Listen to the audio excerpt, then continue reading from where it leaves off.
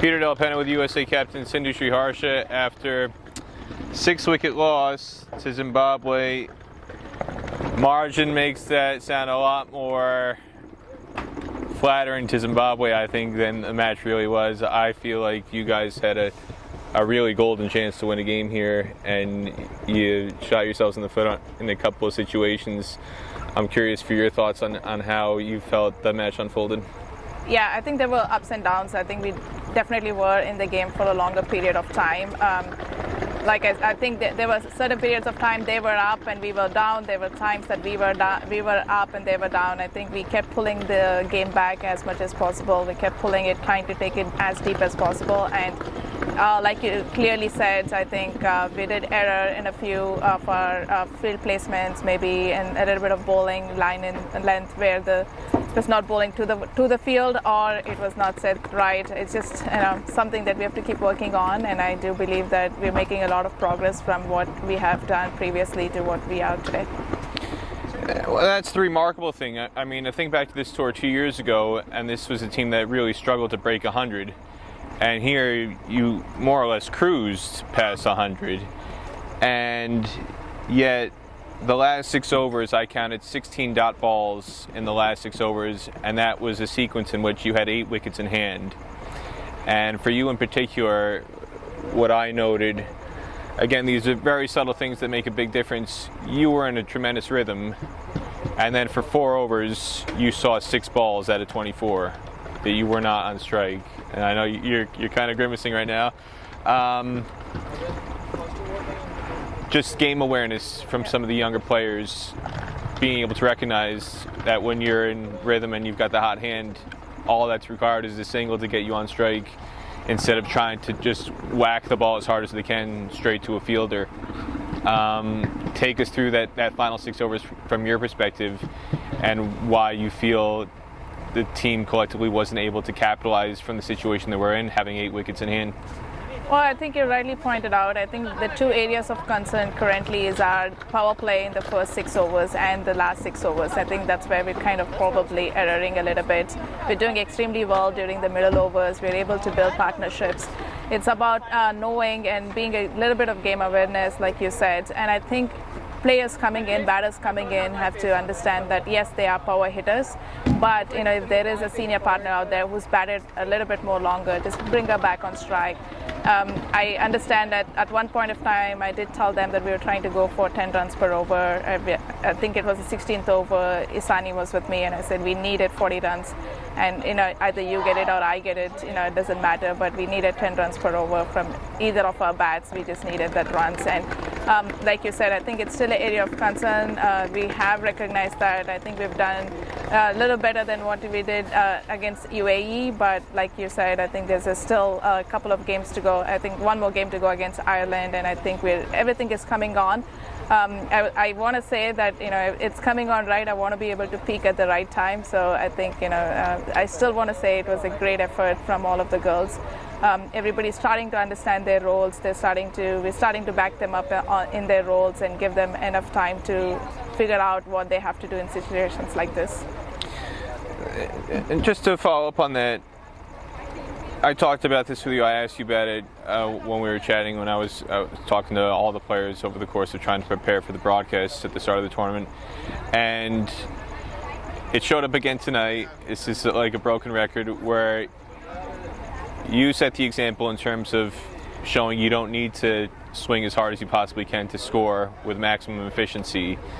And whether it's using the sweep shot, I mean, not to blow your trumpet too much, but I thought you put on a really impressive display in terms of manipulation of the field. I could see where you were going to play the ball based on where the fielders were. If they pushed fine leg over to third man, I knew you were going to play sweep. If they pushed third man over the fine leg, I knew you were probably going to try and back away and play that late cut that you do so well. And yet we rarely see other players in the team try to play touch shots. We saw a little bit of it from Anika Kalan, but again, in that late sequence, those last 6 overs, so many of those dot balls were deliveries that were players who were trying to hit the ball with all their might, straight to a fielder when all that's required sometimes Yeah. is just a little bit of touch. And we saw Zimbabwe do that in the chase. So many tap and run singles, especially from Kalis and Ndlovu, the left-hander. The last 5 overs, it was a lot of just tap and run. It wasn't a lot of muscle. It was just seeing the field is back, tap and run. That's all that was needed. Why isn't that message necessarily getting through to some of the younger players? I think, they're trying their best. I want to say that, I did point out to them that try and use the crease a little bit, move around a little bit, go towards the off stump, and we had enough wickets on our hands, and it was okay to take the risks.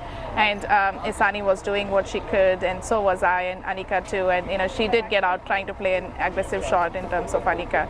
So I think it's getting out there. They're trying to understand, like you said, from 2022 to now, we've come leaps and bounds, much more than what a batters put on there.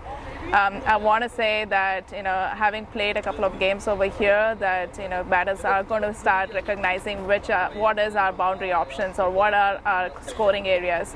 Like you said, yes, those are my strengths, and I, back myself to be able to get runs behind the wicket. And some of them, like Isani, will back herself to get runs in front of the wicket. The covers, that's her area, and that is what she's going to back herself in doing. And we will keep giving them the instructions what they can do, but we will back them when it comes to their trying their strengths. And then one other area I always try and track during games, double-digit overs. USA had 2, Zimbabwe had 6, and it seemed like you had areas in the field where you were really building pressure, and then whenever pressure was being built up, you'd have a really tight over. In particular, that wicket made in that Ritu Singh bowled was tremendous. The spinners were really impressive tonight. Giovanna Aris was impressive tonight. Anytime there was pressure building, all of a sudden Zimbabwe would find that double-digit over. How do you dissect, from your perspective, USA's struggle to get that double-digit over on the batting side versus Zimbabwe on their batting side, your side building up pressure with the bowlers, doing a really good job, and then for some reason it just is undone?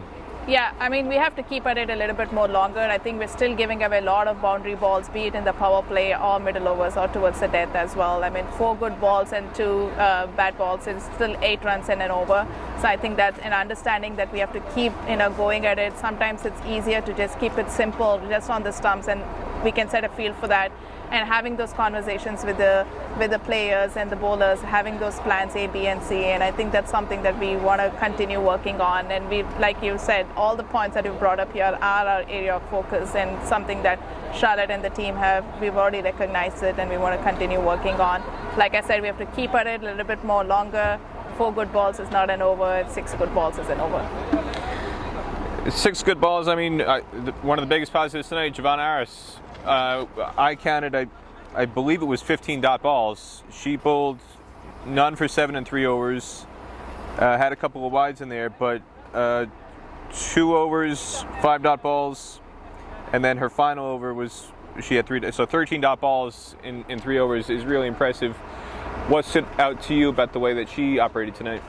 Yeah, I was pretty impressed with that. She wanted to come around the wicket, something that she's been trying to do even during the nets. That's something, the angle that she wants to create. She's, happy to bowl that and, give that a little bit of a variation to herself. And, she's done extremely well in this, tournament so far, in this, UAE so far. Two games that she's played, 3 games she's played. She's shown us what she's capable of. I think, we have to keep backing her. She's someone we put the ball during the death overs and the middle overs, and she's, up for the challenge, and she wants the ball to her. I can see her asking for the balls most of the times and asking me to give her the ball, and she wants to do it for the team. So more than happy to have her in the team and use her during the series here. Just to go back to the broader point, I mean, 124, all things considered, is really impressive and shows the amount of progress that USA has made coming back to this tour 2 years ago. From your perspective, even though there is the disappointment of losing, you've narrowed the gap much more significantly than it was 2 years ago at the same event. And there's still so much room for improvement, and you can foresee USA winning games in this tournament. What for you was the biggest positive out of tonight's game? The biggest positive is when we went off to the dressing room out there, none of us were speaking because this hurt us. I think we wanted this badly. We know that we were in the game, and I know we're all here to win games. I think we see the potential that we are capable of winning games. It's just one hard stride that we need to take towards that victory. And I think we're definitely very close for victory, and we're going to keep backing ourselves. Positive is that we're not satisfied with what happened today. We want to keep back fighting. I think that's the spirit of the team. Anything else you want to say about tonight's game? No, I think we're going to keep coming back on, keep fighting, and definitely looking for the first W and many more in this tournament. All right, there you have it from USA Women's Captain Sindhu Sriharsha. Thank you again.